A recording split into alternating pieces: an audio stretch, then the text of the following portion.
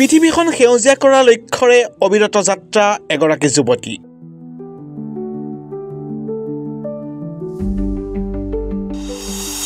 দুবছৰৰ ভিতৰত ৰোপণ কৰিলে 1 মিলিয়ন গছ।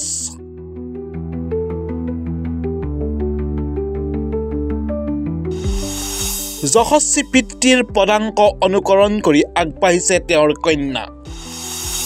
পিতৃৰ পদাংককে অনুকৰণ কৰিয়েই আগবাঢ়িছে যাদৱ পায়েঙৰ জ্যেষ্ঠ কন্যা মুনমী পায়েং।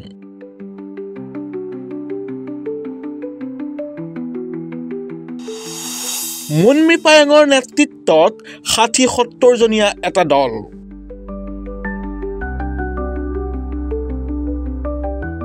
তোমাৰ এই যাত্ৰা সঁচাই ভাল লাগিছে। তোমাৰ এই যাত্ৰা পৃথিৱীখন সেউজীয়া কৰাৰ লক্ষ্যৰে এক যাত্ৰা আগবাঢ়িছা তুমি।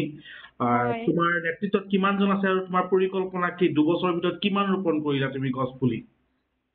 আমি 2022 চনৰ পৰা সাষ্টেইনেবল গ্ৰীণ ইনিচিয়েটিভ আৰু ক্লাইমেট জাষ্টিছ পিপলৰ তেওঁলোক NGO কলাবৰেশ্যন তেওঁলোক দুজন কৰিছে, সেই দুটা NGO আৰু সেই মৰ্মে আমি তেওঁলোকে গছপুলি ৰোৱাৰ সিদ্ধান্ত ইয়াতে লৈছিলে আৰু সেই মৰ্মে আমি প্ৰায় 70 জনমান আমি টিম আছো। মোৰ যিহেতু তাত দুটা ভাইটি আৰু মোৰ ভাগিন ভাইটি, আমি পাঁচটা তাতে আমি পুৰা ওতঃপ্ৰোতভাৱে আমি গাঁৱৰ মানুহ, আমাৰ বাকী মানুহ চব গাঁৱৰ মানুহ যোনখিনি আমাৰ তাতে কৰি আছে, আমি কৰিছো সকলো আমি মিলি মেলি 2022 চনৰ পৰা আমি প্ৰথম অৱস্থাটো গুটি চেতিয়া হৈছিলে, যিহেতু তাত চিচু, শিমলু, বগৰী, জীয়াপমা, কাঞ্চন আৰু জীয়াপমাৰ ডাল আৰু বাকীখিনি আমি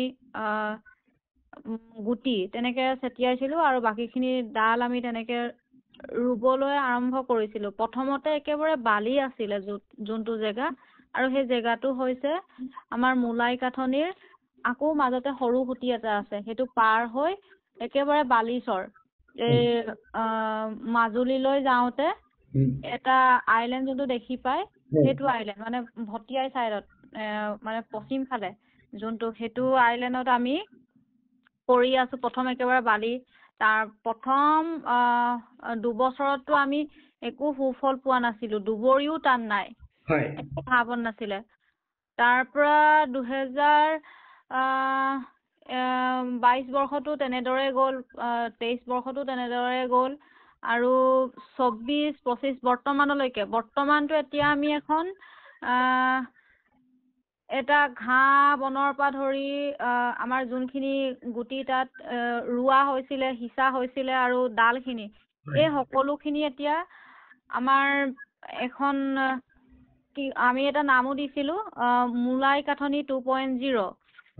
সেই তেনেকে আমি দেউতাৰ যোনখিনি সপোনো হয়, সেই নদী দ্বীপসমূহ দেউতাই ৰোপণ কৰি পেলাই সেউজীয়া কৰিব, সেইখিনি দেউতালৈ আমি উপহাৰ আৰু পৃথিৱীবাসীলৈ আমি যিমানখিনি পাৰো, যিমানখিনি চৰ চাপৰি আছে, আমাক যদি সহায় কৰি যায় আৰু সকলোৱে ইয়াতে আমি অকলে বুলি নাভাবো, সকলো যিমানখিনি আমাক সহায় কৰি আহিছে সকলোকে মই ধন্যবাদ জনাইছো। আৰু আহক আৰু আমি যি কাম কৰি আছো সেইখিনিও চাই যাওক।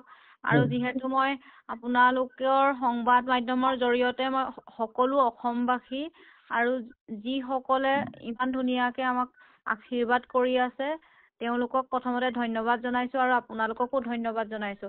আৰু আপোনালোকক পিতৃৰ অনুকৰণ যাদৱ পায়েঙৰ অনুকৰণ কৰি তোমালোকে আগবাঢ়িছা, মুনমী কি কোৱা? প্ৰথমতে মই দেউতাৰ ছোৱালী, দেউতাৰ পৰাই মই সেইখিনি সৰুৰ পৰাই মই পাইছো, যিহেতু মই 2.5 বছৰ বয়সৰ পৰাই দেউতাৰ কান্ধত উঠি দেউতাই যিখিনি মোক শিকাইছিলে, প্ৰথমতে আমাৰ বহুত খেতি আছিলে মই সৰু থাকোতে, দেউতাই সেই তেতিয়াৰ পৰাই মোক শিকোৱা আৰু বৰ্তমানটোলৈকে দেউতাৰ পৰাই আমি অনুকৰণ কৰোঁ আৰু দেউতাই আমাক এডভাইচখিনি দিয়ে। আৰু দেউতাক মই আচলতে মোৰ দেউতাক সদায় গৌৰৱ কৰোঁ আৰু দেউতাৰ যি কাম মই যোনটো দেউতাৰ লেগেচি সেইখিনি মই আগবঢ়াবলৈ চেষ্টাহে কৰি আছো। ক'ত ক'ত তোমালোকে গছপুলি ৰোপণ কৰিছা আৰু কিমান গছপুলি ৰোপণ কৰিলা এতিয়ালৈ? মূলাই কাঠনি আমাৰ কাঠনিখনৰ একেবাৰে সেই দক্ষিণ চাইডলৈ গ'লে এটা হেৰি পায়, সুঁতি পায়, সৰু সুঁতি, ইমান ডাঙৰ নহয়, 5 মিনিট মানৰ এটা সুঁতি পাৰ হ'ব লাগে, এটা চৰ চাপৰি মানে। এই চৰ চাপৰিটো আমি বৰ্তমান কৰি থকা হৈছে। তাত আমি 2022 পৰা 2022 বৰ্ষৰ পৰা আমি 2024লৈকে আমি যিহেতু দিনটোত কিমান কৰো গুটি বা পুলি আমি সকলোবোৰ আমি হিচাপ কৰি যাওঁ।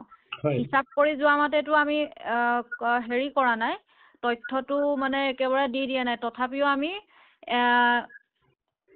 1 মিলিয়ন আমি সম্পূৰ্ণ কৰিছিলো আৰু বৰ্তমানলৈকেও কৰি থকা হৈছে। বৰ্তমানটো আমি কিমান হ'লগে সেইটো হিচাপে কৰা নাই।